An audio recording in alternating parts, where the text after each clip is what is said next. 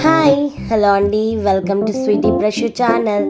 So ఇవాళ ఏంటంటే ఇవి ఒక కొత్త వెజిటబుల్. ఇది వచ్చేసి నేతి బీరకాయ అంట. నాకైతే దీని గురించి తెలీదు. నేను ఎప్పుడు ఇంతకుముందు ఒకసారి చూసాను, కానీ ఎప్పుడు దీంతో నేనైతే కుక్ చేయలేదు. సో దాని మీద తోలు తీస్తే ఇలా ముక్కల్లాగా ఉన్నాయి.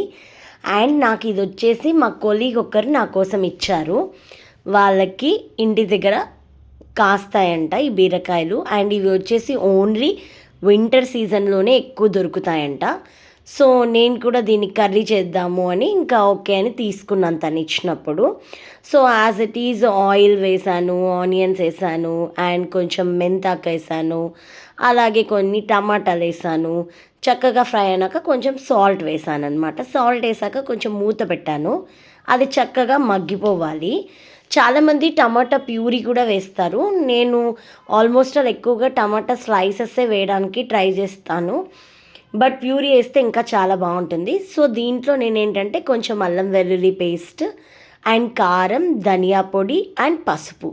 సో ఇవి చక్కగా ఏంటంటే ఒకదాని తర్వాత ఒకటి చక్కగా అలా ఫ్రై చేస్తున్నాను.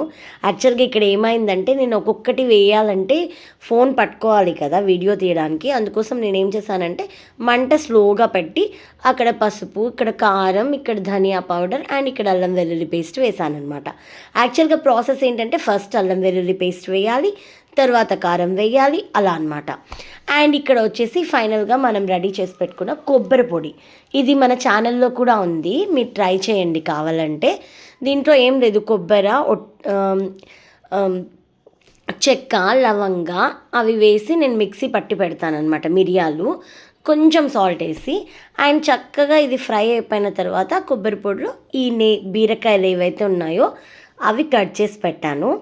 అండ్ కట్ చేసినవి దాంట్లో వేసి చక్కగా కలిపేసాను అనమాట. యాక్చువల్గా బీరకాయ కర్రీలోకి చాలామంది ఏమంటారంటే ఎక్కువ వాటర్ అవసరం లేదు, వేయకూడదు అని చెప్తారు. బట్ నేను కొంచెం వాటర్ వేస్తాను. ఇక్కడ ఏంటంటే వాటర్ వేసాను. మామూలుగా అయితే ఊరికి జస్ట్ అలా మగ్గ పెట్టినా కూడా బీరకాయ మెత్తగా ఉడికిపోతుందంట. అండ్ ఈ బీరకాయ అయితే ఇంకా. అండ్ ఇక్కడ ఫైనల్గా చింతపండు యాడ్ చేశాను. నేను చింతపండు వేయకుండా ఏ వంట చేయనని చెప్తూ ఉంటారు. సో ఫైనల్గా నా బీరకాయ కూర అయితే ఇలా రెడీ అయింది. ఓకే అండి, మీరు కూడా నచ్చితే ట్రై చేయండి. బాయ్.